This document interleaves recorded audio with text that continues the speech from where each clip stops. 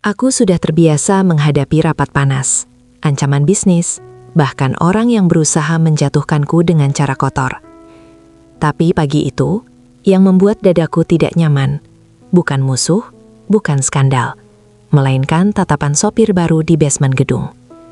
Tatapan yang terlalu tenang, terlalu berani. Seolah dia tahu sesuatu tentang hidupku, yang bahkan orang terdekatku pun tidak tahu. Dan sejak detik itu, aku sadar, ini bukan pergantian sopir biasa. Namaku Aruna Kalyani, 47 tahun. Di kantor, orang memanggilku Bu Aruna. Ada yang menyebutku bos besar, ada yang menyebutku terlalu dingin, dan sebagian memilih diam karena tahu aku bukan tipe yang suka dibantah. Aku memimpin korporasi energi swasta yang mengelola proyek-proyek besar di kawasan industri pesisir Surabaya. Dunia yang keras, dunia yang tidak memberi ruang bagi perempuan untuk lemah, apalagi ragu. Bertahun-tahun aku belajar satu hal, kalau kamu terlalu lembut, kamu akan dihancurkan. Kalau kamu terlalu percaya, kamu akan dipermainkan. Makanya hidupku rapi, jadwalku ketat, keputusanku cepat, dan satu hal yang paling kubenci, menunggu orang. Pagi itu aku bangun sebelum alarm. Jam menunjukkan 05.20. Aku langsung mandi, memilih blazer warna gelap, memasang jam tangan, dan menatap wajahku di cermin. Wajah yang orang anggap kuat. Wajah yang tidak banyak bicara. Padahal di balik itu, ada sepi yang jarang kubiarkan muncul. Aku tinggal sendiri di apartemen tepi laut. Dari luar, hidupku tampak sempurna. Jabatan, uang, nama besar. Tapi 2 tahun terakhir, rumahku seperti ruang tunggu. Suamiku masih ada dalam status, tapi tidak ada dalam hidup. Kami tidak berantem, tidak juga mesra. Kami hanya berhenti saling hadir. Anakku, kuliah di luar kota, jarang pulang. Kadang menelpon, kadang lupa. Aku tidak menuntut. Aku sudah terlalu lelah menuntut orang bertahan. Aku turun ke basement pukul 6.10. Langkah cepat, seperti hak mengetuk lantai parkir yang dingin. Mobil dinas biasanya sudah menunggu. Sopir lama, Pak Hadi, selalu ada lebih awal. Tapi pagi itu, tempatnya kosong. Aku menahan nafas. Di samping mobil berdiri seorang pria muda berseragam sopir perusahaan. Tubuhnya tinggi, bahu lebar, kulit sawo matang, rambut hitam rapi. Tidak ada gaya sok keren, tidak juga tampang culun. Wajahnya tenang seperti orang yang tidak mudah terganggu. Di dada seragamnya tertempel name tag, Raka Mahesa. Dia berdiri tegak, kedua tangan di belakang, seperti orang yang sudah terbiasa disiplin. Begitu aku mendekat, dia menunduk sopan. "Selamat pagi Bu Aruna." Suaranya rendah, jelas, tidak dibuat-buat. Aku mengangguk singkat. "Sopir baru?" "Iya Bu, Pak Hadi izin sakit, saya ditugaskan menggantikan."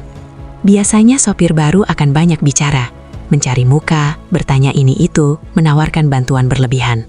Tapi Raka tidak. Dia hanya menyampaikan informasi yang perlu. Itu membuatku sedikit nyaman, meski aku tidak mau mengakuinya. Raka membukakan pintu belakang mobil. Aku masuk tanpa basa-basi. Pintu ditutup pelan, tidak dibanting. Dia masuk ke kursi depan, menyalakan mesin, lalu menoleh sedikit. "Bu, kalau boleh saya konfirmasi. Hari ini Ibu ada rapat di kawasan Pelabuhan Jamrud jam 8, lalu kunjungan proyek jam 10, betul?" Aku menatapnya lewat spion. "Siapa yang kasih jadwal itu?" "Sekretaris Ibu. Saya baca dan saya pelajari rutenya semalam."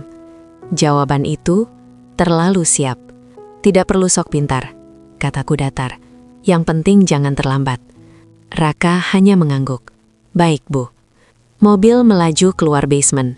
Surabaya masih belum terlalu ramai, tapi jalan menuju kawasan industri selalu punya kejutan. Aku membuka tablet, membaca laporan. Tapi entah kenapa, fokusku pecah. Ada perasaan aneh, seperti ada sesuatu yang memperhatikan. Aku melirik spion. Dan benar, mata Raka sempat bertemu dengan mataku lewat pantulan. Hanya sepersekian detik. Dia langsung mengalihkan pandangan ke jaran. Tapi detik itu cukup untuk membuatku berhenti membaca. Tatapannya jernih, lurus, berani, tapi bukan berani kurang ajar. Lebih seperti seseorang yang tidak mudah gentar. Aku tidak suka ditatap seperti itu. Aku terbiasa orang menunduk, menjaga jarak, takut salah. Tapi Raka menatap seperti orang yang menilai, bukan menyanjung. Aku menutup tablet. Suara kecilnya terdengar di dalam mobil. "Raka," panggilku. "Iya, Bu." "Satu hal. Kalau kerja dengan saya, jangan banyak inisiatif yang tidak perlu. Ikuti instruksi. Saya tidak suka kejutan." Raka mengangguk lagi. "Baik, Bu. Saya mengerti." Nada suaranya sama. Tetap tenang, tidak defensif, tidak takut. Mobil masuk jalan menuju kantor pusat. Di depan gedung, security sudah berdiri. Staf menunggu. Aku turun dengan langkah cepat. Raka membuka pintu, lalu menutupnya pelan. "Selamat bekerja, Bu." Aku mengangguk dan berjalan masuk. Tapi sebelum pintu lobi tertutup, aku sempat menoleh. Entah kenapa. Raka masih berdiri di dekat mobil. Matanya menatap ke arahku. Tapi bukan seperti orang memandangi atasan. Tatapan itu seperti memastikan sesuatu. Seperti memastikan aku benar-benar sudah masuk. Aku membuang pandang, menganggapnya tidak penting. Namun sepanjang hari, di sela rapat dan panggilan telepon, pikiranku beberapa kali kembali ke pagi tadi. Ke basement, ke spion, ke tatapan itu. Aku menegur diriku sendiri. "Fokus, Aruna. Ini hanya sopir baru." Sore hari, aku turun ke parkiran. Mobil sudah siap. Raka berdiri tegap seperti pagi tadi, bahkan lebih rapi. Seolah dia tidak bergerak dari posisi itu sepanjang hari. Aku masuk mobil. Dia menyalakan mesin. Tidak ada percakapan, tidak ada basa-basi. Tapi ketika mobil mulai bergerak, aku menyadari sesuatu yang lebih mengganggu daripada tatapan tadi. Untuk pertama kalinya setelah 2 tahun hidup seperti mesin, aku merasa ada seseorang yang hadir di sisiku tanpa meminta apapun. Dan rasa itu membuatku takut. Karena kalau aku mulai terbiasa dengan kehadiran seperti itu, aku tahu aku akan kehilangan kendali. Dan aku, Aruna Kalyani, perempuan yang selalu mengendalikan segalanya, tidak pernah siap menghadapi hal yang satu ini. Kenyamanan yang datang dari arah yang salah. Aku selalu percaya satu hal. Kenyamanan adalah awal dari kelemahan.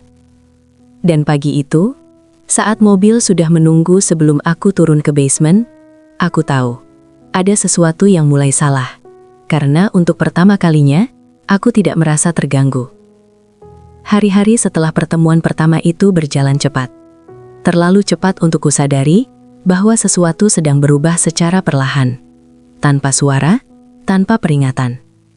Dan perubahan itu datang bukan dari rapat, bukan dari keputusan besar, melainkan dari rutinitas kecil yang mulai terasa nyaman. Raka selalu datang lebih awal. Bukan 5 menit, bukan 10. Kadang 15 menit sebelum jadwal. Mobil sudah bersih, mesin hangat, botol air minum tersedia. AC disetel pas, tidak terlalu dingin, tidak pengap. Semua dilakukan tanpa aku minta. Awalnya aku curiga. Pengalamanku mengajarkan, orang yang terlalu sempurna biasanya menyimpan maksud. Tapi hari demi hari, Raka tetap sama. Tidak banyak bicara, tidak mencari perhatian, tidak mencoba mendekat secara tidak perlu. Ia hanya hadir. Di dalam mobil, suasana sunyi. Tidak ada obrolan basa-basi. Tidak ada pertanyaan so akrab. Aku bisa bekerja, membaca laporan, atau sekedar memejamkan mata tanpa merasa terganggu. Dan itu, tanpa kusadari, menjadi sesuatu yang kutunggu. Suatu pagi, jalan menuju kantor macet parah. Truk besar mogok di persimpangan. Klakson bersahutan. Sopir lain mulai emosi. Aku menutup tablet, bersiap mengeluarkan kalimat tajam. "Raka," kataku dingin. "Kita bisa terlambat." "Iya, Bu," jawabnya tenang. "Saya sudah hitung. Kalau kita belok kanan sekarang, ada jalan alternatif. Sedikit lebih sempit, tapi lebih cepat." Aku terdiam beberapa detik. "Lakukan," kataku akhirnya. Mobil berbelok. Jalan sempit. Rumah-rumah padat. Tapi Raka menyetir dengan tenang, presisi. Tidak terburu-buru, tidak ragu. Kami sampai tepat waktu. Aku turun dari mobil tanpa berkata apa-apa. Tapi sebelum melangkah pergi, aku berhenti. Kamu tahu jalan ini dari mana? Tanyaku. Saya sering lewat sini dulu, Bu, jawabnya. Waktu masih kerja lapangan. Jawaban singkat, tidak ada cerita tambahan. Aku mengangguk dan masuk gedung. Di dalam rapat, pikiranku sempat melayang. Bukan ke angka-angka, tapi ke cara Raka menyetir, ke ketenangannya di tengah kekacauan. Dan aku tidak suka fakta itu. Beberapa hari kemudian, hujan turun tiba-tiba. Aku baru keluar dari gedung saat langit sudah gelap. Begitu melangkah ke arah mobil, Raka sudah berdiri dengan payung di tangannya. "Bu," katanya. "Hujan." Aku berhenti. "Kamu tahu saya tidak suka diperlakukan seperti itu." Ia langsung mundur setengah langkah. "Maaf, Bu, saya hanya berjaga-jaga." Nada suaranya tulus, tidak defensif. Aku mengambil payung itu. "Kali ini saja," kataku datar. Raka mengangguk, tidak tersenyum berlebihan, tidak merasa menang. Di dalam mobil, aku membuka jendela sedikit. Udara hujan masuk. Aku menatap keluar, mencoba mengusir perasaan aneh yang mulai tumbuh. Perasaan yang terlalu lembut untuk kuizinkan hidup di dunia yang keras ini. "Adit?" Aku terhenti. "Maaf," kataku cepat. "Raka." "Iya, Bu?" "Kamu pernah ditegur karena terlalu diam?" Ia sempat tersenyum kecil. "Sering, Bu? Dan kamu tidak berubah?" "Tidak semua hal perlu diubah supaya diterima," jawabnya pelan. Jawaban itu membuat dadaku terasa hangat. Aku menutup jendela. Sejak hari itu, aku mulai memperhatikan hal-hal kecil. Cara Raka membuka pintu mobil tanpa suara. Cara ia tidak pernah bertanya kemana aku pergi kalau jadwal berubah. Cara ia menunggu tanpa memainkan ponsel. Cara ia tidak pernah menatapku terlalu lama, kecuali saat memastikan aku aman. Dan yang paling mengganggu, aku mulai merasa kehilangan ketika ia tidak ada. Suatu sore, aku harus pulang lebih cepat. Di basement, aku melihat sopir cadangan berdiri di dekat mobil. "Raka izin, Bu," kata sopir itu. "Ibunya sakit." Aku mengangguk. "Baik." Aku masuk mobil. Tapi sepanjang perjalanan, ada sesuatu yang hilang. Mobil terasa lebih berisik. Jalan terasa lebih sempit.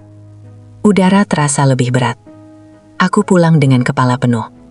Malam itu aku duduk sendiri di apartemen. Lampu kota menyala di kejauhan. Aku menyadari satu hal yang membuatku tidak nyaman. Aku mulai membandingkan. Dan aku benci membandingkan manusia seperti barang. Keesokan paginya, Raka kembali. Ia berdiri di samping mobil seperti biasa. Wajahnya tetap tenang, meski matanya terlihat lelah. "Kondisi ibumu?" tanyaku tanpa menatapnya. "Sudah lebih baik, Bu. Terima kasih." Kalimat itu keluar begitu saja, tanpa rencana. Raka terdiam sesaat. "Terima kasih kembali, Bu." Aku masuk mobil. Saat mesin menyala dan mobil melaju, aku menutup mata sebentar. Hanya sebentar. Tapi di detik itu, aku merasakan sesuatu yang tidak pernah kurasakan selama bertahun-tahun. Tenang, karena ada orang lain di sana. Dan itulah yang paling berbahaya. Karena aku tahu, cepat atau lambat, aku harus memilih. Mempertahankan kendali, atau mengakui bahwa aku manusia yang mulai lelah sendirian. Tidak semua jarak runtuh karena sentuhan. Sebagian hancur karena keadaan. Dan malam itu, di tengah hujan badai dan jalan tol yang mati total, aku menyadari. Kadang, semesta sengaja menghentikan kita agar kita tidak bisa lagi berpura-pura baik-baik saja. Hari itu seharusnya berjalan biasa. Agenda padat, kunjungan lapangan ke kawasan industri pesisir, lalu kembali ke kantor pusat sebelum senja. Tidak ada yang istimewa. Tidak ada yang perlu diingat. Setidaknya, itu yang kupikirkan. Langit mulai menggelap saat mobil keluar dari area proyek. Angin dari laut membawa bau asin yang kuat. Awan menggumpal rendah, berat, seolah menahan sesuatu. "Hujan bakal besar," kataku tanpa menoleh. "Iya Bu," jawab Raka. "Kita mungkin kena badai di tol." Aku mengangguk, tidak mempermasalahkan. Aku sudah terlalu sering melewati hujan, badai, bahkan kegagalan. Cuaca bukan sesuatu yang bisa kutakuti. Tapi kali ini berbeda. Begitu mobil masuk tol pesisir, hujan turun seperti ditumpahkan. Air menghantam kaca depan tanpa jeda. Wiper bekerja maksimal. Jarak pandang menyempit drastis. Lalu, mesin tersendat. Aku langsung duduk tegak. "Kenapa?" tanyaku. Raka mengerem perlahan, menepikan mobil ke bahu jalan. Lampu hazard menyala. "Mesin panas, Bu. Saya cek sebentar." Hujan makin deras. Angin menggoyang mobil. Truk-truk besar melaju pelan, menyiramkan air ke segala arah. Raka turun tanpa ragu, jas hujannya basah seketika. Aku duduk di belakang, memegang ponsel. Sinyal lemah. 1 bar, 2 bar, hilang. Aku menatap keluar. Siluet Raka terlihat di bawah hujan, membuka kap mesin, mencoba memeriksa dengan tangan basah. Tidak panik, tidak tergesa. 10 menit berlalu. 15. Raka kembali ke dalam mobil. Bajunya basah, rambutnya sedikit berantakan. "Tidak bisa diperbaiki di sini, Bu," katanya. "Kita harus cari bantuan." Aku melirik sekitar. Tol sepi. Hujan deras. Tidak ada rest area dekat. "Kita bagaimana?" tanyaku. "Sekitar 200 meter ada pos darurat lama. Mungkin ada sinyal atau telepon." Aku melihat ke bawah. Rok kerja, sepatu hak. Tidak ideal. "Hujan begini. Saya bawa 1 payung di bagasi," katanya. "Tidak besar, tapi cukup kalau kita dekat." Aku terdiam. Biasanya aku akan menolak. Memerintahnya pergi sendiri. Menunggu di mobil. Tapi malam itu, entah kenapa, aku tidak mau sendirian. "Ayo," kataku akhirnya. Raka mengambil payung kecil. Kami turun. Begitu payung dibuka, hujan tetap menyelinap dari samping. Jarak kami otomatis menyempit. Sangat dekat. Langkah kami seirama. Aku bisa merasakan bahunya sesekali menyentuh lenganku. Tidak disengaja. Tidak juga dijauhkan. Raka sedikit memiringkan tubuhnya, membiarkan sebagian hujan mengenai dirinya, agar aku lebih terlindungi. Aku menyadarinya, dan tidak berkata apa-apa. Sepanjang jalan, tidak ada percakapan. Hanya suara hujan, angin, dan langkah kaki di aspal basah. Sunyi itu tidak canggung, justru terasa intim. Sesampainya di pos darurat, tempat itu kosong. Lampu mati. Hanya bangku besi tua di sudut. Raka mencoba ponselnya. Tidak ada sinyal. Aku menatap sekeliling. Kita tunggu hujan reda. Kami duduk. Jarak dijaga. Tapi bangku itu sempit. Pundak kami tetap bersentuhan. Aku menyilangkan tangan, berusaha menahan dingin. Tanpa berkata apa-apa, Raka membuka jaket luarnya, meletakkannya di atas pundakku. "Adit?" "Maaf," potongnya cepat. Refleks. Aku menarik napas. "Terima kasih." Itu pertama kalinya aku mengucapkan kata itu padanya. Beberapa menit berlalu. "Raka?" kataku pelan. "Iya, Bu." "Kamu sudah menikah?" Ia tampak terkejut, tapi tidak tersinggung. "Belum." "Kenapa?" Ia tersenyum kecil. "Belum ketemu orang yang mau tinggal di hidup saya." Jawaban itu sederhana, tapi terasa jujur. Aku menatap ke depan. Hujan belum juga reda.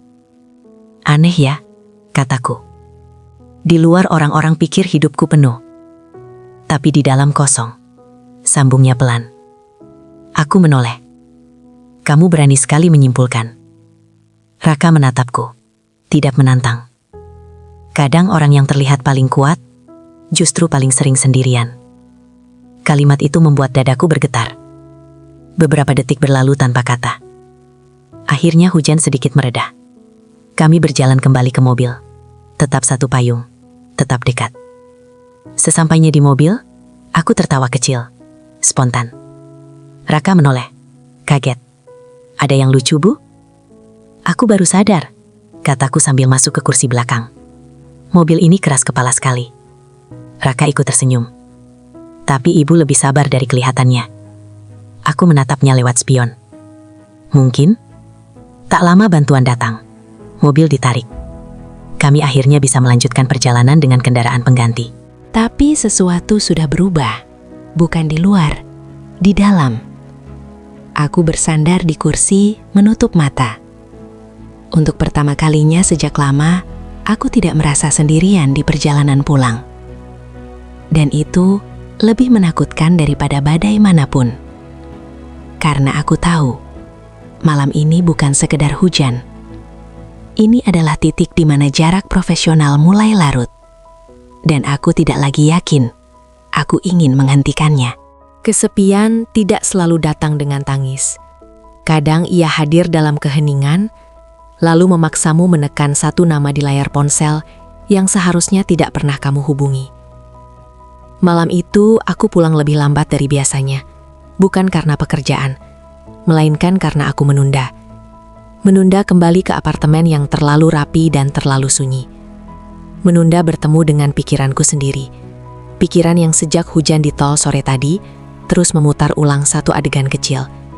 Langkah kaki di aspal basah, satu payung sempit, dan bahu yang sengaja dimiringkan untuk melindungiku. Aku melepas sepatu di depan pintu, menaruh tas kerja sembarangan, lalu berdiri lama di ruang tamu. Lampu menyala terang, tapi tidak ada yang terasa hidup.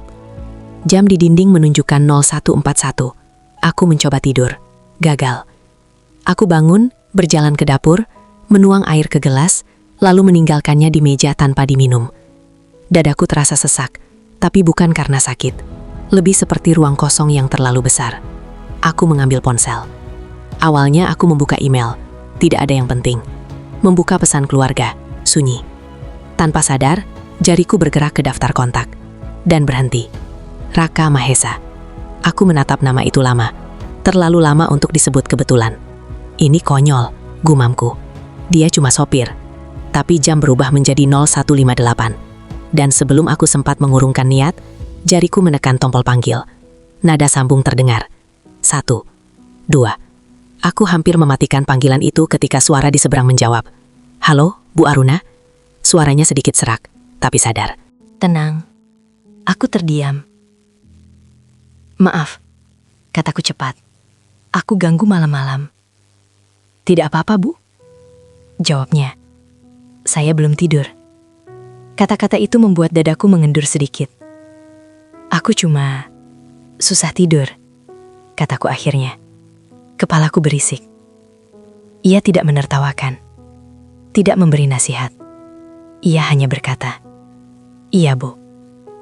Dan entah kenapa, jawaban itu terasa cukup.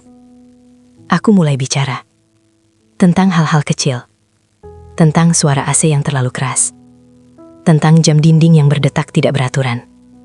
Tentang hujan yang masih terdengar jauh dari jendela. Hal-hal sepele. Tidak penting. Tapi Raka mendengarkan. Ia tidak memotong. Tidak mengarahkan. Sesekali hanya menjawab pendek. Iya, saya paham. Mungkin ibu lelah. Beberapa menit berlalu. Raka, panggilku pelan. Iya, Bu. Kamu pernah ngerasa hidupmu jalan, tapi rasanya kosong? Ada jeda singkat. Bukan ragu. Lebih seperti memilih kata. Sering. Jawabnya. Biasanya waktu saya terlalu sibuk jadi kuat. Sampai lupa rasanya didengar. Kalimat itu menghantam tepat di dadaku. Aku bukan orang yang suka curhat. Kataku jujur. Aku terbiasa menahan. Iya, Bu. Kelihatan. Aku tersenyum kecil. Meski ia tidak bisa melihatnya. Terus kenapa kamu mau dengar? Karena ibu juga manusia. Jawabnya tanpa ragu. Bukan cuma jabatan. Aku memejamkan mata. Kamu tidak takut bicara seperti itu ke atasanmu? Tentu takut. Katanya lirih. Tapi lebih takut kalau ibu merasa sendirian. Aku menggigit bibir. Dadaku terasa panas. Jam menunjukkan 0210. Aku duduk di lantai, menyandarkan punggung ke sofa. Ponsel kutempelkan ke telinga. Kota sudah sepi.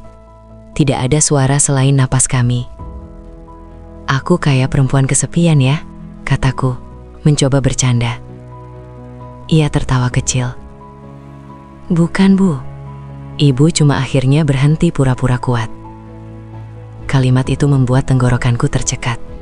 Kami diam sejenak. Keheningan itu tidak menekan. Justru terasa aman. Aku harusnya tidak menelepon, kataku pelan. Tapi ibu menelepon, jawabnya. Dan saya mengangkat. Aku menarik napas panjang. Kalau obrolan ini salah, bilang saja, sambungnya lembut. Saya berhenti. Aku tidak langsung menjawab. Karena di saat itu, aku sadar, ini bukan tentang benar atau salah. Ini tentang kejujuran, yang datang di waktu paling rapuh. Telepon itu berlangsung tidak lama, 12 menit. Tapi cukup untuk membuatku merasa tidak sendirian untuk pertama kalinya setelah bertahun-tahun. Sebelum menutup, aku berkata, "Terima kasih Raka." "Sama-sama, Bu. Kalau suatu hari aku menelepon lagi, saya angkat karena mau," katanya pelan. "Bukan karena wajib." Telepon ditutup. Aku masih duduk di lantai beberapa saat, menatap langit-langit. Ada perasaan hangat yang belum pernah kurasakan sebelumnya, dan juga ketakutan yang menyertainya.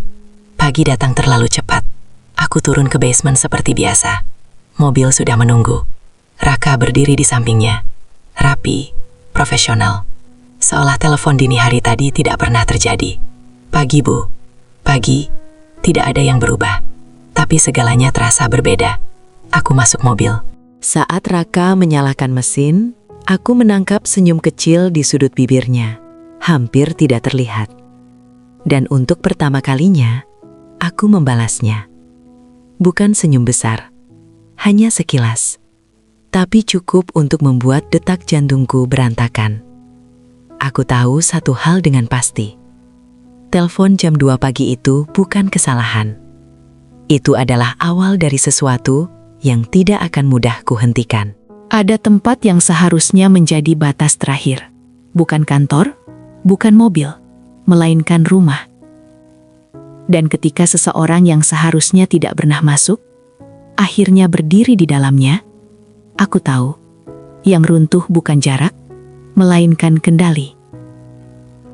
Hari itu hari Sabtu. Tidak ada rapat, tidak ada agenda lapangan, tidak ada alasan untuk tergesa. Aku bangun lebih siang, membiarkan cahaya laut masuk lewat kaca apartemen. Suara ombak jauh terdengar pelan, menenangkan sekaligus mengingatkan betapa sepinya ruangan ini saat tidak ada siapa-siapa. Ponselku bergetar. Pesan singkat dari Raka. "Mobil siap, Bu." Seperti biasa. Atu menatap layar beberapa detik. "Seperti biasa," katanya. Padahal hari ini tidak ada yang biasa. Aku mengetik balasan. Berhenti di tengah, lalu menulis ulang. "Naik sebentar. Ada yang mau saya berikan." Kalimat itu terdengar netral, aman. Tapi aku tahu, tidak sepenuhnya jujur. Raka datang tepat waktu. Seragamnya rapi, sikapnya tetap profesional. Kami tidak banyak bicara selama perjalanan singkat menuju parkiran apartemen. Udara pagi terasa ringan, tapi dadaku berat oleh keputusan kecil yang kupilih tanpa benar-benar kupikirkan. Begitu pintu terbuka, aroma masakan menyambut. Bukan aroma catering. Bukan makanan pesan antar. Ini aroma dapur yang dipakai dengan sengaja. Minyak panas, bawang putih, nasi baru matang. Raka berhenti di ambang pintu. "Masuk," kataku. Tidak lama. Ia mengangguk. "Baik, Bu." Di meja makan kecil, 2 piring sudah tertata rapi. Ayam goreng, tumis sayur, sambal, dan nasi hangat. Sederhana. Bukan untuk pamer, bukan untuk memikat. "Aku masak sendiri," kataku tanpa menatapnya. Kalau rasanya biasa, tidak perlu dikomentari. Raka tersenyum kecil. "Terima kasih, Bu." Kami duduk berhadapan. Tidak ada musik, tidak ada televisi. Hanya bunyi sendok dan piring. Anehnya, keheningan itu tidak membuatku ingin melarikan diri. Tidak ada topik aman yang dipaksakan. Tidak ada kebutuhan untuk mengisi ruang dengan kata-kata. Aku memperhatikannya diam-diam. Cara ia makan pelan, sopan, cara ia menunggu aku mulai dulu, cara ia tidak bertanya apapun yang tidak perlu. Untuk pertama kalinya, aku melihatnya bukan sebagai sopir, melainkan sebagai seseorang yang nyaman berada di ruang sunyi. Setelah makan, aku menuang teh. Raka duduk di kursi dekat jendela, menatap laut. Jarak masih dijaga. Selalu begitu. Seolah kami sama-sama tahu, ada garis tipis yang tidak boleh disentuh. Sabtu biasanya begini? Tanyanya. Sepi? Jawabku. Aku jarang mengundang orang. Kenapa? Karena kalau orang datang, mereka biasanya ingin sesuatu. Ia mengangguk, seolah paham. Beberapa menit berlalu. Lalu, lampu mati. Bukan kedip. Padam. Suara kulkas berhenti. AC mati. Apartemen tenggelam dalam gelap. Hanya cahaya abu-abu dari luar jendela yang tersisa. Hujan mulai turun pelan. Mengetuk kaca. Ada lilin? Kataku. Di laci dapur. Raka bangkit, membantuku mencarinya. Lilin dinyalakan. Api kecil bergetar, memantulkan cahaya hangat ke dinding. Wajah Raka terlihat berbeda di bawah cahaya itu. Lebih lembut, lebih dekat. Sekarang kelihatan seperti rumah, kataku tanpa sadar. Raka tersenyum. Iya, Bu, tapi tetap sepi. Kami duduk lagi.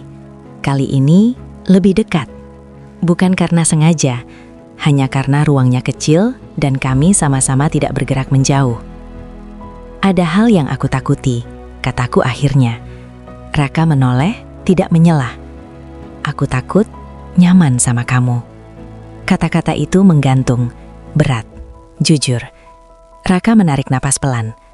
Aku juga takut, Bu. Takut kalau salah langkah. Tanganku bergerak saat meletakkan cangkir. Tidak sengaja menyentuh tangannya. Sentuhan singkat, hangat. Tidak ada yang menarik diri, tidak juga mendekat. Hujan di luar makin deras. Api lilin bergoyang. Detik-detik itu terasa panjang, terlalu panjang. Aku berdiri tiba-tiba. Aku ke kamar sebentar, kataku cepat. Terima kasih sudah menemani. Raka mengangguk. Baik, Bu. Aku melangkah ke kamar dan menutup pintu. Punggungku bersandar di sana. Dadaku naik turun. Aku menutup mata, mencoba mengingat siapa diriku sebelum keheningan ini terasa ramah. Beberapa menit kemudian, listrik menyala kembali. Aku keluar. Raka sudah berdiri, sikapnya kembali rapi. Jarak kembali dijaga. Terima kasih, katanya. Saya pamit. Aku mengangguk. Hati-hati. Pintu tertutup, sunyi kembali mengisi apartemen. Malam itu, aku duduk lama menatap kota. Tidak ada penyesalan, tidak juga rasa bersalah. Hanya kesadaran yang pelan tapi pasti. Batas itu telah bergeser. Aku bukan kehilangan kendali karena Raka. Aku kehilangan kendali karena aku akhirnya jujur pada kesepianku sendiri. Dan kejujuran itu lebih berbahaya daripada kebohongan manapun. Aku tahu, setelah hari ini, segalanya tidak akan kembali sederhana. Karena rumah yang terlalu sunyi akhirnya menemukan saksi. Bahaya tidak selalu datang dengan teriakan. Kadang ia hadir sebagai tatapan yang terlalu lama, sebagai senyum yang tertahan, sebagai keheningan yang tiba-tiba terasa menghakimi. Hari Senin pagi selalu keras, alarm berbunyi lebih tajam, pikiran langsung kembali ke jadwal, target, dan keputusan. Aku mengenakan setelan gelap, rambut tersanggul rapi. Wajahku kembali menjadi wajah yang dikenali semua orang. Dingin, tenang, tak tergoyahkan. Jika Sabtu kemarin aku perempuan yang duduk di apartemen dengan lilin dan kejujuran, maka pagi ini aku kembali menjadi Aruna Kalyani, pemimpin yang tidak memberi ruang untuk kesalahan. Aku turun ke basement. Mobil sudah ada. Raka berdiri di sampingnya seperti biasa. Tegap, profesional. Jaraknya pas. Pagi, Bu. Pagi. Tidak ada sisa kejanggalan dari akhir pekan. Tidak ada bayangan lilin. Tidak ada sunyi yang hangat. Semua kembali rapi. Terlalu rapi. Mobil melaju. Baru beberapa menit berjalan, aku merasakan sesuatu yang berbeda. Bukan dari dalam mobil, melainkan dari luar. Di lampu merah pertama, aku menangkap pantulan aneh di spion samping. Seorang pria berdiri di trotoar, ponsel menempel di telinga, tapi matanya tidak ke jalan, ke arah kami. Aku mengernyit. "Raka," kataku pelan. "Iya, Bu. Orang di trotoar tadi?" "Iya," jawabnya tanpa menoleh. Saya lihat. Nada suaranya berubah, lebih waspada. "Sejak kapan?" tanyaku. "Sejak Jumat sore," katanya. Saya pikir kebetulan, tapi hari ini dia ada lagi. Dadaku mengencang. Kenapa tidak bilang? Saya belum yakin, jawabnya jujur. Dan saya tidak mau ibu khawatir sebelum perlu. Aku menatap jalan di depan. Kalau kamu sudah sadar sejak Jumat, ini sudah perlu. Kami tiba di kantor. Begitu aku melangkah masuk lobi, perubahan itu langsung terasa.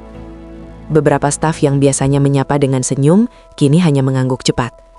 Ada yang pura-pura sibuk menatap ponsel. Ada yang berbicara pelan lalu berhenti saat aku mendekat. Dan yang paling mengganggu, mata mereka. Bukan menatapku, melainkan menatap ke belakangku, ke arah Raka. Aku masuk lift. Pintu menutup perlahan. Dari pantulan dinding baja, aku bisa melihat beberapa pasang mata mencuri pandang. Ada jeda-jeda canggung. Tidak ada obrolan ringan. Kata-kata belum diucapkan, tapi kecurigaan sudah bekerja. Rapat pagi berjalan seperti biasa. Aku bicara tegas, fokus. Angka-angka ditampilkan, proyek dievaluasi. Tapi pikiranku terpecah. Setiap kali pintu ruang rapat terbuka, aku refleks menoleh.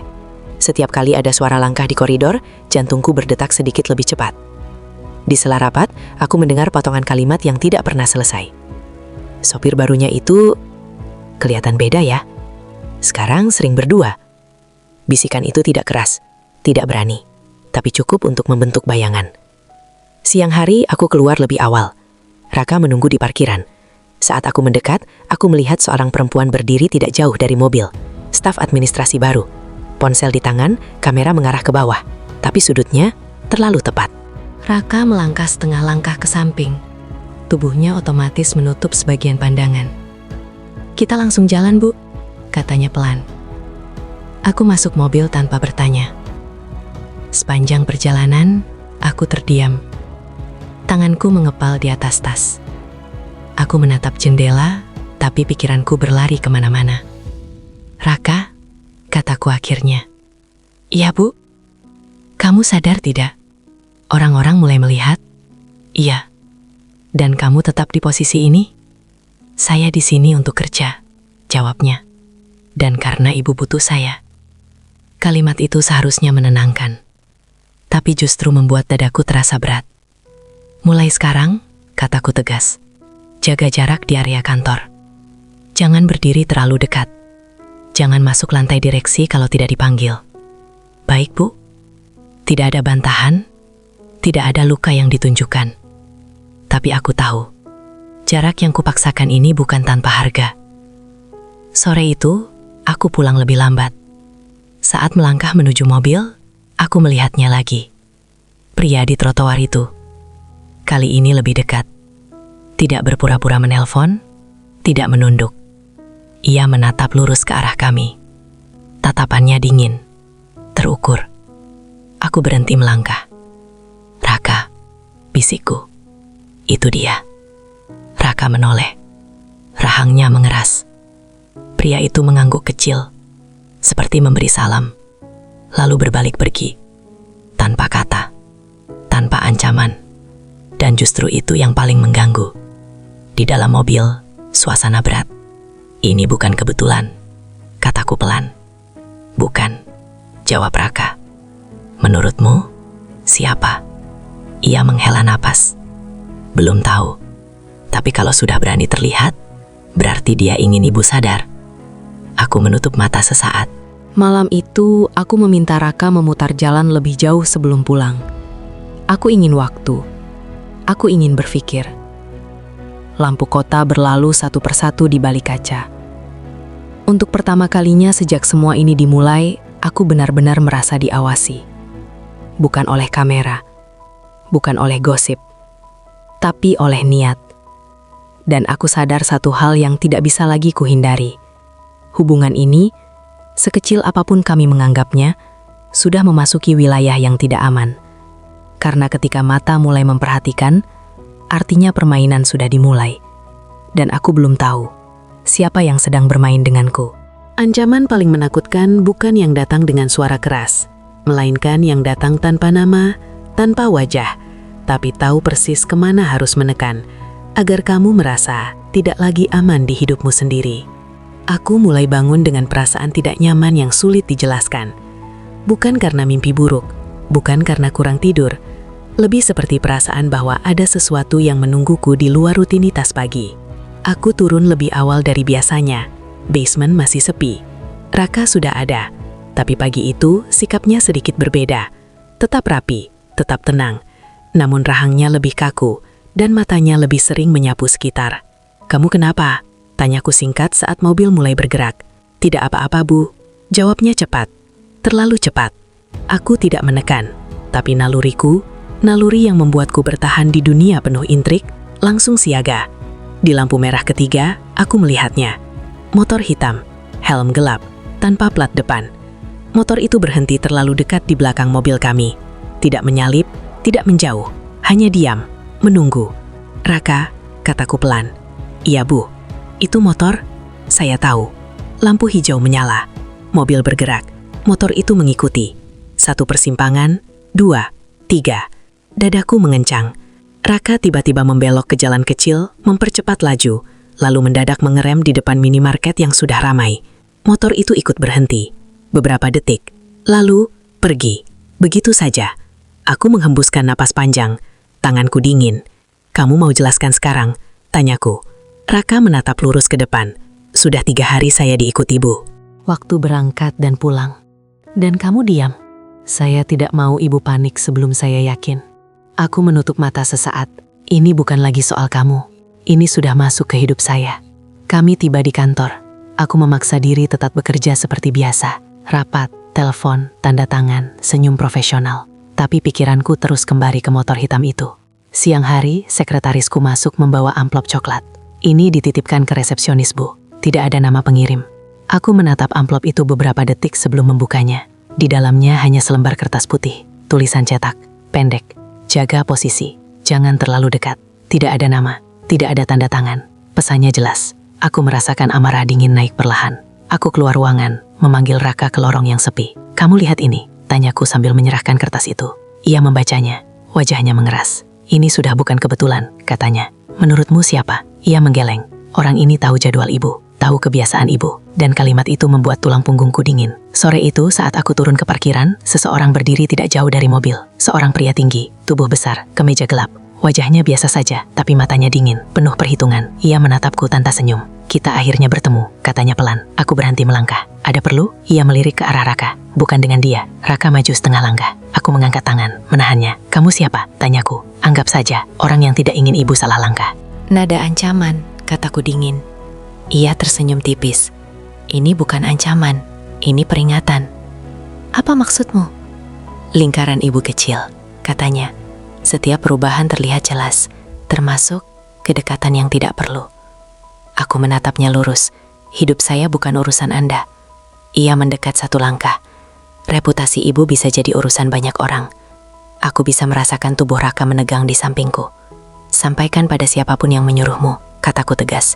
"Saya tidak hidup dengan rasa takut." Pria itu menatapku lama, lalu tersenyum lagi. Senyum yang membuat perutku mengeras. "Kita lihat," katanya. Ia berbalik pergi. Di dalam mobil suasana sunyi. "Kalau kamu mau mundur," kataku akhirnya. "Sekarang waktunya." Raka menoleh. "Saya tidak akan pergi karena diancam. Ini bukan soal keberanian." "Justru karena itu," jawabnya. "Saya tidak mau ibu terluka karena saya." Malam itu aku pulang dengan perasaan yang belum pernah kurasakan sebelumnya. Bukan sekedar takut, tapi terpojok. Aku duduk di ruang tamu apartemen. Lampu menyala terang. Ponselku bergetar. Pesan dari nomor tidak dikenal. Berhenti sebelum terlambat. Aku menatap layar lama, lalu mematikannya. Untuk pertama kalinya sejak semua ini dimulai, aku sadar sepenuhnya. Ini bukan lagi tentang perasaan yang tidak pada tempatnya. Ini tentang kendali, tentang siapa yang berhak menentukan hidupku. Dan siapapun yang berdiri di balik semua ini, tidak akan berhenti hanya dengan peringatan.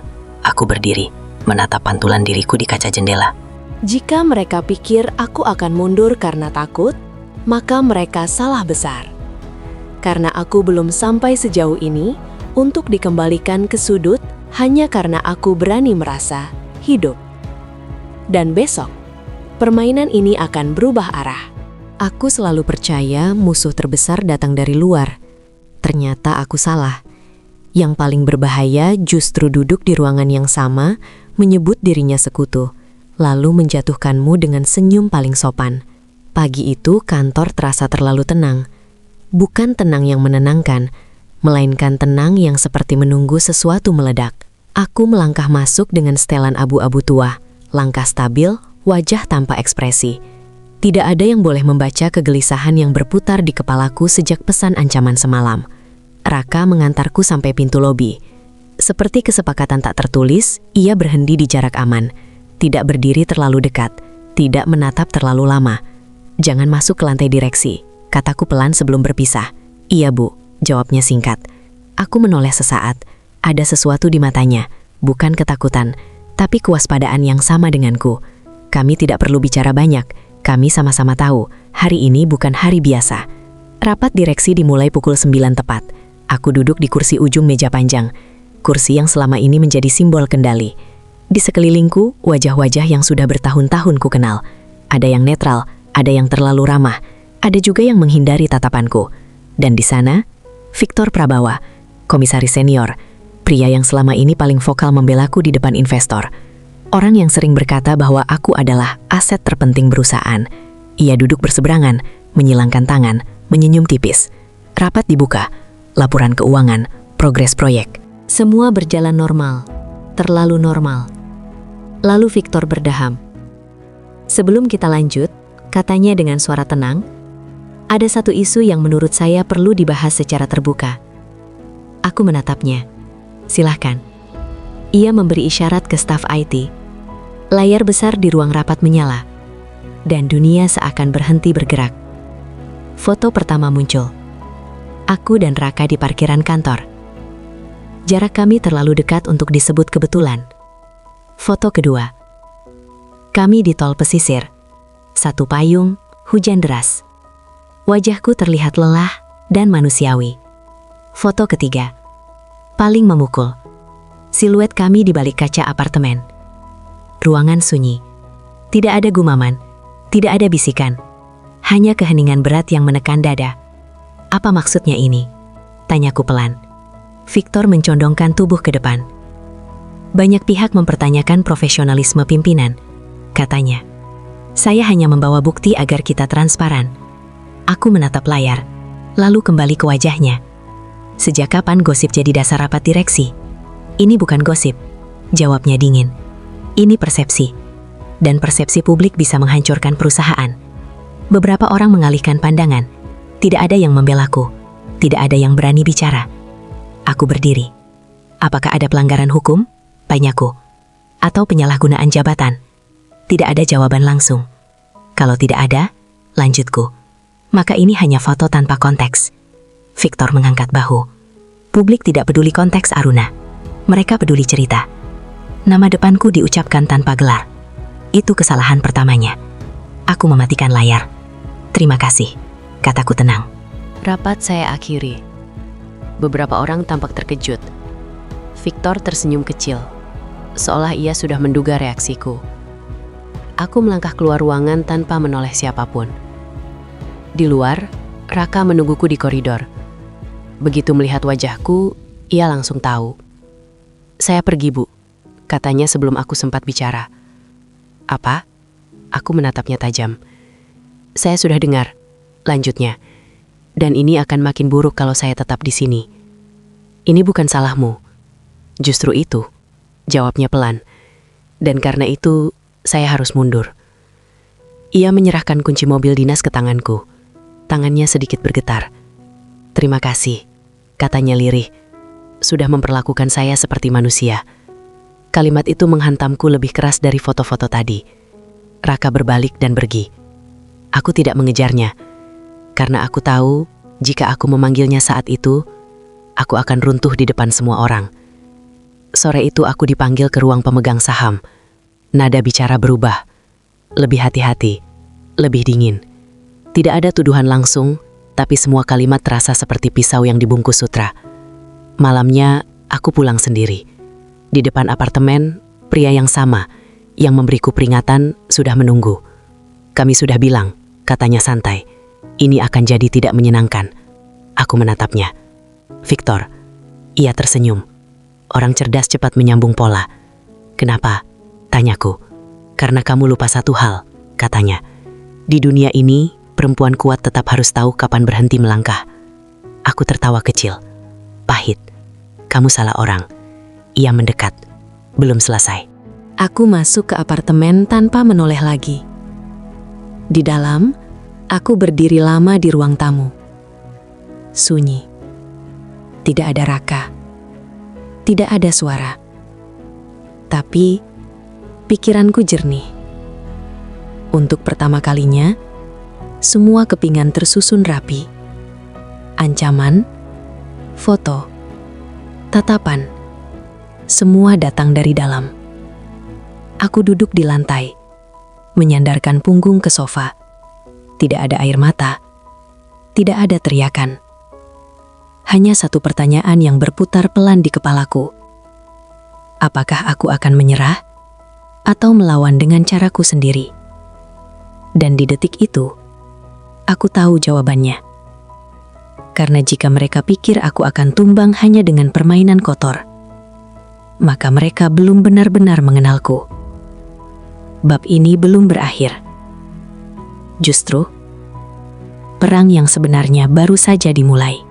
Ada momen ketika hidup tidak lagi bertanya apa yang kamu inginkan, melainkan apa yang sanggup kamu lepaskan.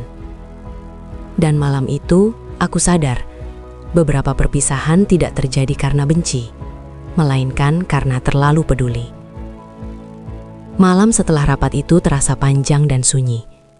Apartemen yang biasanya hanya terasa sepi, kini berubah menjadi ruang gema. Setiap langkahku terdengar terlalu keras, setiap nafasku terasa terlalu jelas. Aku berdiri di tengah ruang tamu, memandangi sofa tempat Raka pernah duduk, tempat keheningan pernah terasa aman. Sekarang, semuanya kosong. Aku tahu, keputusan untuk tidak memanggilnya kembali sore tadi adalah keputusan paling dewasa yang pernah kuambil, dan juga yang paling menyakitkan. Ponselku bergetar. Nama yang kutunggu tidak muncul. Yang masuk justru pesan dari nomor tidak dikenal. Kita perlu bicara. Besok pagi, jam 7. Tidak ada tanda tangan. Tidak perlu. Aku tahu dari siapa pesan itu datang. Pagi berikutnya, aku tiba di kantor lebih awal. Tanpa pengawalan, tanpa sopir. Aku ingin menghadapi hari ini sebagai diriku sendiri, tanpa perisai apapun. Ruang rapat kecil di lantai 2 sudah disiapkan. Victor duduk di sana, rapi, tenang, seolah semua yang terjadi kemarin hanyalah diskusi biasa. Kamu kelihatan lelah, katanya sambil tersenyum. Aku tidak datang untuk basa-basi, jawabku. Ia mengangguk. Baik, kita langsung saja. Ia membuka map, menggeser beberapa dokumen ke arahku. Laporan, analisis, proyeksi. Semua terlihat profesional dan berbahaya. Tekanan publik akan meningkat, katanya. Investor tidak suka ketidakpastian. Dewan ingin solusi cepat. Solusi versi kamu? Tanyaku. Kamu cuti panjang, jawabnya ringan. Serahkan kendali sementara. Badai reda, nama perusahaan aman.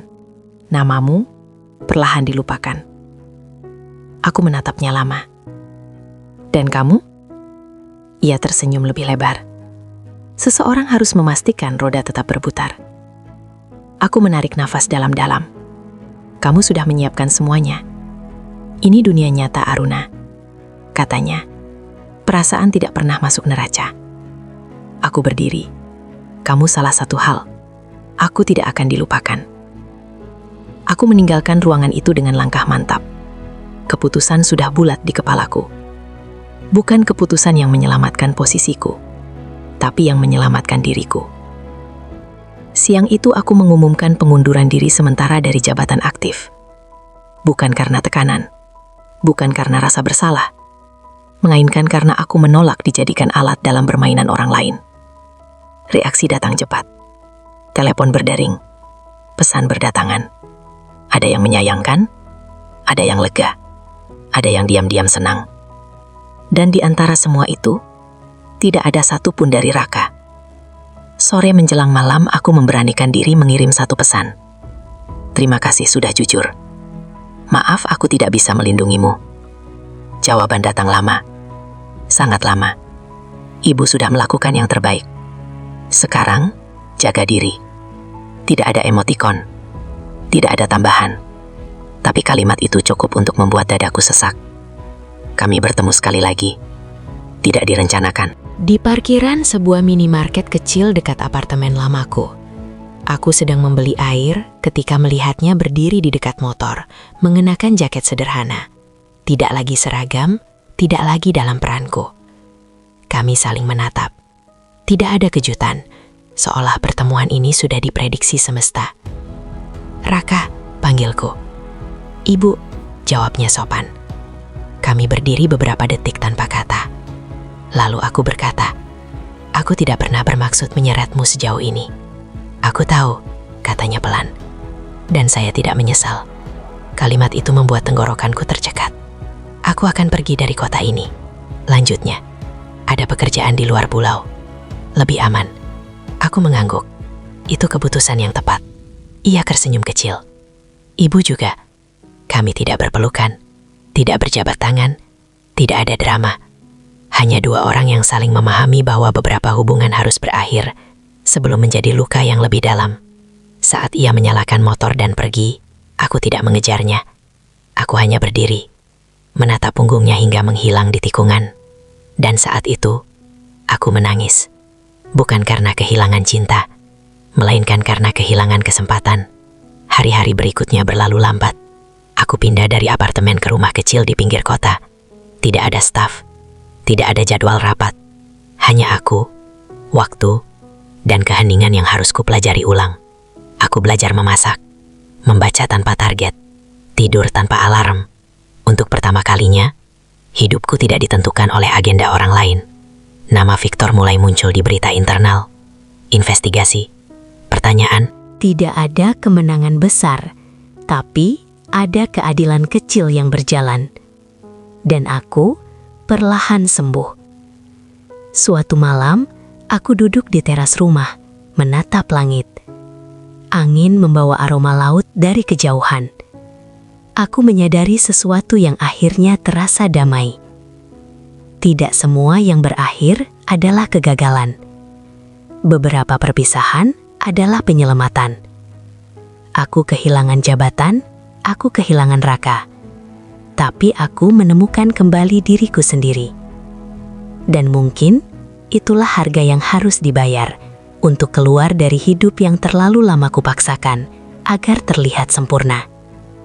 Besok masih ada. Dan untuk pertama kalinya, aku tidak takut menjalaninya sendirian. Tidak semua kisah cinta berakhir dengan pelukan. Sebagian berakhir dengan keikhlasan. Dan justru di sanalah seseorang belajar berdiri tanpa sandaran siapapun. Waktu tidak menyembuhkan segalanya. Ia hanya mengajari kita cara hidup berdampingan dengan luka. Sudah hampir setahun sejak aku meninggalkan jabatan itu. Kota ini berubah, tapi tidak banyak. Gedung-gedung tetap berdiri, jalanan tetap macet. Orang-orang tetap sibuk mengejar sesuatu yang mereka sebut cukup. Aku tinggal di rumah kecil dekat pantai. Tidak ada penjagaan, tidak ada supir, tidak ada rapat mendadak. Pagi-pagiku dimulai dengan menyeduh kopi sendiri dan membuka jendela lebar-lebar agar udara laut masuk. Kadang sepi, kadang damai, dan aku belajar membedakan keduanya. Namaku masih sesekali muncul di berita, tidak lagi dengan ada tudingan, tapi sebagai catatan masa lalu. Victor menghilang dari lingkaran kekuasaan, bukan dengan gemuruh, melainkan pelan-pelan. Seperti orang yang kehilangan pijakan tanpa sempat berteriak. Aku tidak merayakannya, aku tidak membalas. karena hidup tidak selalu butuh pembalasan. Kadang, cukup dengan bertahan. Suatu sore, aku menghadiri acara kecil, forum sosial yang mempertemukan orang-orang biasa. Tanpa protokol, tanpa sorotan kamera. Aku duduk di barisan tengah, mendengarkan cerita tentang hidup, tentang kegagalan, tentang harapan kecil yang jarang masuk laporan. Dan di sanalah aku melihatnya. Raka, bukan berdiri, bukan menatap. Ia duduk di sisi ruangan, lebih dewasa, lebih tenang. Rambutnya sedikit lebih panjang. Wajahnya menyimpan garis yang tidak kukenal sebelumnya. Garis orang yang telah berjalan jauh. Tatapan kami bertemu. Hanya sepersekian detik. Tidak ada keterkejutan, tidak ada senyum besar. Hanya pengakuan diam-diam. Kita pernah menjadi bagian dari hidup masing-masing. Acara selesai. Orang-orang mulai bubar. Aku berdiri di luar gedung, menunggu udara sore turun sepenuhnya. Bu Aruna, aku menoleh. Raka, kami berdiri berhadapan. Tidak terlalu dekat, tidak terlalu jauh. Kamu kelihatan baik, katanya. Kamu juga, jawabku jujur. Kami berjalan perlahan ke arah pantai kecil di belakang gedung. Matahari hampir tenggelam, langit berwarna jingga tua. Aku dengar kamu pindah jauh, kataku. Iya. Tapi sekarang sudah kembali, jawabnya. Bukan untuk lama, hanya lewat. Aku mengangguk. Kamu bahagia? Tanyaku. Ia terdiam sebentar. Aku utuh, jawabnya.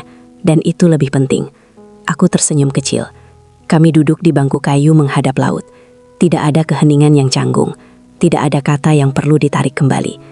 Aku minta maaf, kataku pelan. Karena tidak melindungimu. Ia menoleh. Kamu melindungi dirimu, dan itu cukup. Kalimat itu menutup sesuatu di dadaku yang lama terbuka. Kalau waktu bisa diulang, tanyaku, apa kamu akan memilih berbeda? Ia tersenyum tipis. Tidak, karena kalau tidak begitu, kita tidak akan sampai ke versi diri yang sekarang. Angin laut berhembus pelan, matahari benar-benar tenggelam. Kami berdiri, tidak ada janji, tidak ada penyesalan. Hanya dua orang yang pernah terhubung. Lalu belajar melepaskan, tanpa saling menghancurkan. Saat kami berpisah di persimpangan kecil, Raka berkata satu kalimat terakhir. Kamu kuat, Aruna. Bahkan saat kamu merasa paling rapuh. Aku mengangguk. Kamu juga. Aku pulang ke rumah dengan langkah ringan. Malam itu aku duduk di taras, menatap bintang. Tidak ada rasa kehilangan yang menggerogoti. Tidak ada keinginan untuk kembali ke masa lalu. Aku sadar satu hal yang paling penting. Cinta tidak selalu datang untuk dimiliki. Sebagian datang untuk mengubah, lalu pergi dengan tenang setelah tugasnya selesai. Aku tidak gagal. Aku tidak kalah. Aku hanya memilih diriku sendiri di waktu yang paling sulit. Dan itu, keputusan paling berani yang pernah kuambil. Tamat. Tapi hidup selalu berjalan.